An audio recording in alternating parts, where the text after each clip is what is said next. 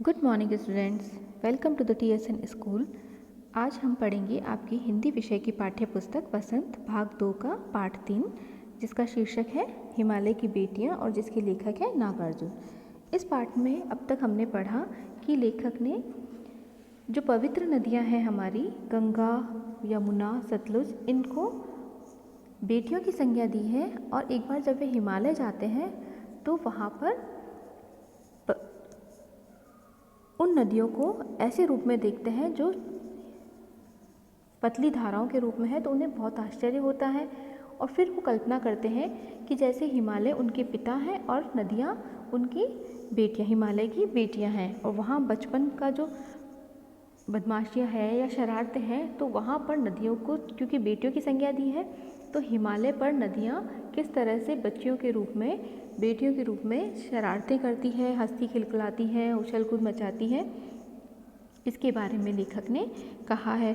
फिर जब वे मैदान में आती हैं और उस बीच में जो स्थान आते हैं, जंगल आते हैं, उसके बारे में भी लेखक ने बताया है। और आगे जब ये नदियाँ दो मुख्य नदियों में सिंधु और ब्रह्मपुत्र में मिल जाती है, तो उनके बारे में भी लेखक ने कहा है कि ये जो दो नदियाँ हैं सिंधु और ब्रह्मपुत्र, ये वास्तव में कुछ भी नहीं है। इनमें जो जल बह रहा है वो हिमालय की जो छोटी बड़ी दूसरी नदियाँ हैं उन्हीं का जल मिल रहा है। और ये जल कहाँ से आया? ये आया है हिमालय के बूंद बूंद कर पिघलते हुए दिल से निकला हुआ जल है, जो इकट्ठा होकर इन नदियों में बह रहा है। और फिर ये जो नदियाँ हैं ये समुद्र की ओर प्रवाहित हो जाती हैं और जो जल है उसे समुद्र में डाल देती है ले जाकर। तो समुद्र को भी इन्होंने सौभाग्यशाली की संज्ञा दी है, जिसने हिमालय की इन दो बेटियों को संभाला है। अब पढ़ेंगे आगे। जिन्होंने मैदानों में ही इन नदियों को देखा होगा, उनके ख्याल में शायद ही ये बात आ सके कि बूढ़े हिमालय की गोद में बच्चियां बनकर ये कैसे खेला करती हैं।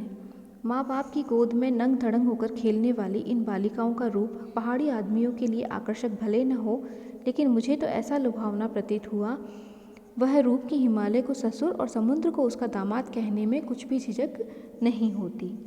तो लेखक कहते हैं कि जिन्होंने सिर्फ नदियों को मैदानों में ही बहते हुए देखा है, उनके ख्याल में शायद ही ये बात आ सके या वो ऐसी कल्पना शायद ही कर सके कि ये जो नदियाँ हैं ये बूढ़े हिमालय की गोद में जहाँ से इनकी शुरुआत होती है वहाँ पर छोटी बच्चियों के रूप में अपने पिता की गोद में कैसे खेला करती होंगी। तो माँ बाप की गोद में जैसे नंग धड़ंग होकर छोटे बच्चे खेलते हैं, तो उसी तरह का रूप इन जो पहाड़ पर रहने वाले लोग हैं उन्हें वह आकर्षक नहीं लगता होगा, क्योंकि वह रोज़ देखते होंगे इन सबको, तो उन्हें भले ही आकर्षक न लगे, लेकिन जो कभी कभी उसे देखते हैं, नदियों को वहाँ पर देखते हैं, उनके लिए ये बहुत ही लुभावना या आकर्षक लगने वाला रूप है। और इसी वजह से कि जिन्होंने बचपन में उन नदियों को देखा और बाद में विशाल मैदानों में उन्हें बहते हुए देखा है, तो ऐसा लगता है कि जैसे हिमालय ससुर हो और समुद्र उसका दामाद हो, जिसकी तरफ ये नदियाँ बहती हैं और अंत में जाकर उससे मिल जाती है। तो लेखक को हिमालय को ससुर और समुद्र को दामाद कहने में भी संकोच नहीं हो रहा।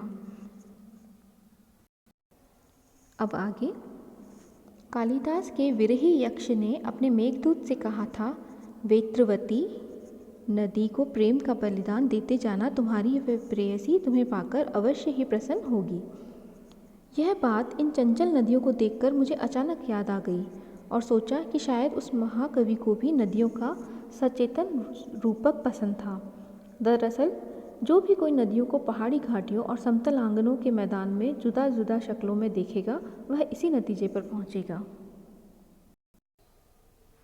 तो लेखक कहते हैं कि जो कालिदास हैं, जिन्होंने मेघदूत नाम के महाकाव्य की रचना की, जो बहुत ही प्रसिद्ध कवि थे हमारे देश के, तो मेघदूत में वे विरही यक्ष यानी कि जो अपनी पत्नी से दूर है, यक्षिणी से, तो वह उसके लिए संदेश भेजते हैं और संदेशवाहक बनाते हैं मेघों को, यानी कि बादलों को। वे अपना दूत बनाकर उसे अपनी पत्नी को संदेश देने के लिए कहते हैं। तो मेघदूत को जब वह संदेश लेकर जाते हैं तो उन्हें कहते हैं कि वैत्रवती यानी कि बैतवा जो नदी है उसे अपने प्रेम का प्रतिदान देते जाना। तो बादलों का प्रेम का प्रतिदान क्या होगा? वर्षा। तो वह कहते हैं कि जो नदी है बेतवा नदी, उस पर बारिश करते जाना, ताकि तुम्हारी ये जो प्रेयसी है वह भी, मेघों की प्रेयसी को उन्होंने माना है नदियों को। तो मेघदूत को कहा है कि तुम्हारी वह जो प्रेयसी है, प्रेमिका है, वह तुम्हें यानी तुम्हारे प्रेम का प्रतिदान पाकर अवश्य ही प्रसन्न होगी। प्रतिदान कहते हैं वापस करना या लौटाना। तो नदियों से जो जल है वह बादलों में मिलता है और वर्षा के रूप में वापस से नदियों को ही मिल जाता है। इसीलिए कालिदास ने मेघदूत को कहा था कि अपने प्रेम का प्रतिदान बैतवा नदी को देते जाना, जिससे वह प्रसन्न हो जाएगी।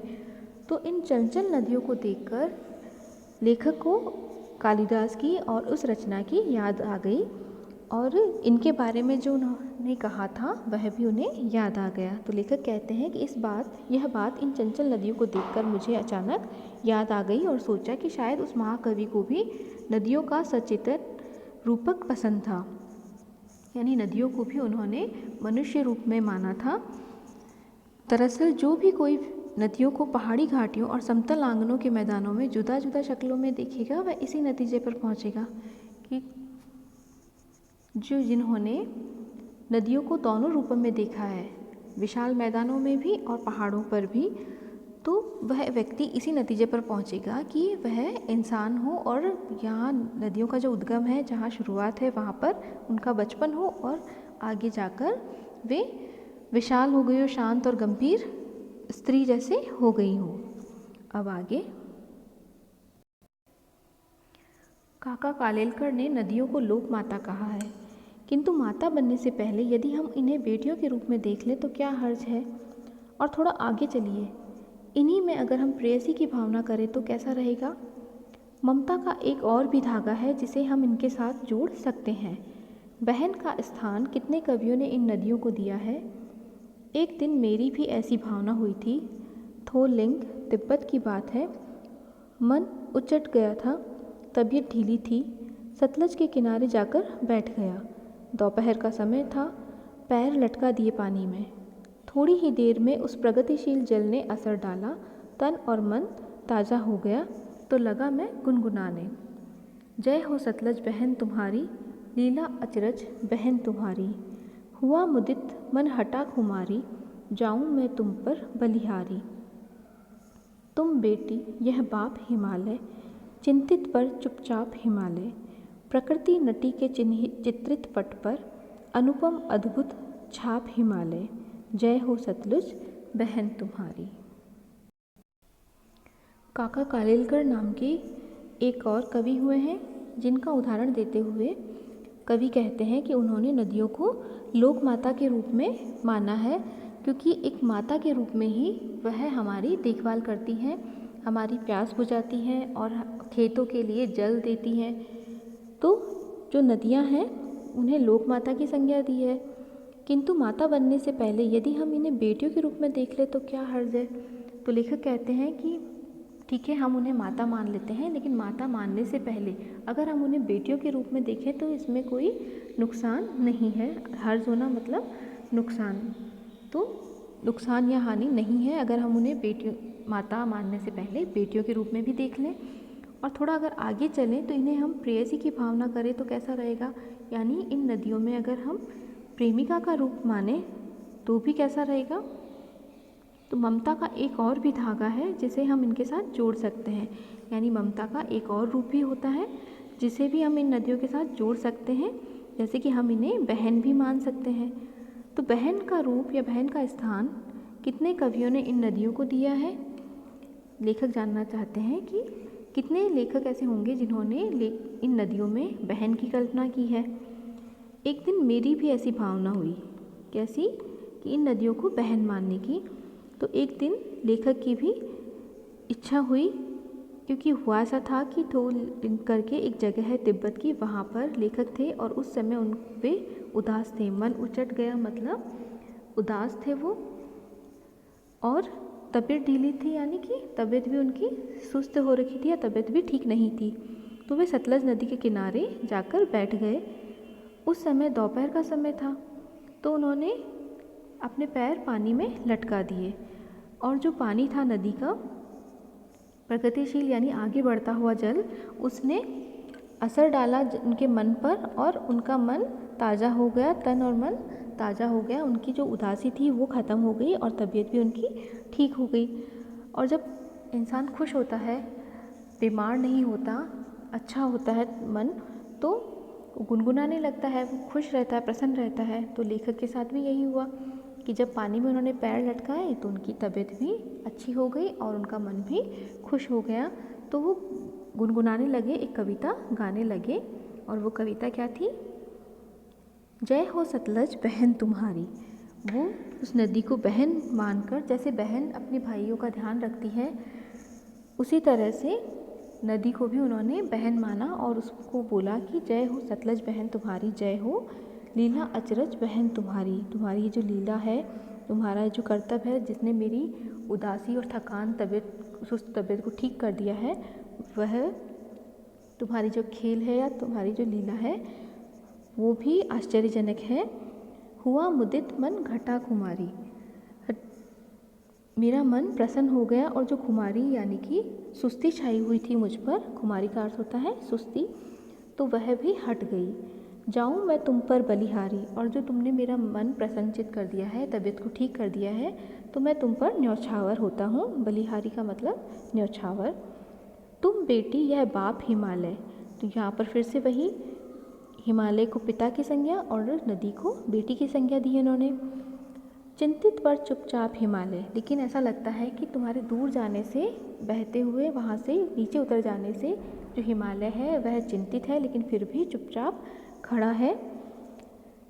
प्रकृति नटी के चित्रित पट पर, यहाँ जो प्रकृति है, जो दृश्य है, उसे लेखक ने एक नटी यानी कि जो कर्तव्य दिखाने वाली स्त्री है उसकी संज्ञा दी है कि उसका जो चित्रित पट है, यानी कि जो आसपास का वातावरण है या पेड़ पौधे, ये सारे ऐसे लग रहे हैं जैसे कि एक चित्रपट है जिस पर सभी कुछ उकेरा गया है, चित्रित किया गया है।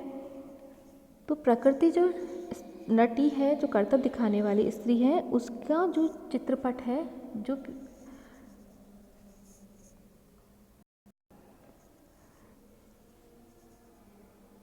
चित्रपट है, वह ऐसा लग रहा है जैसे बहुत ही मनोरम दृश्य चित्रित किया गया है।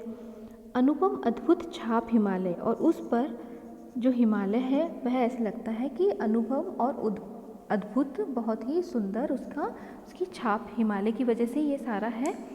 जय हो सतलज बहन तुम्हारी, तो इन्हीं सब के लिए सतलज बहन तुम्हारी जय हो। तो ये था पाठ हिमालय की बेटियाँ।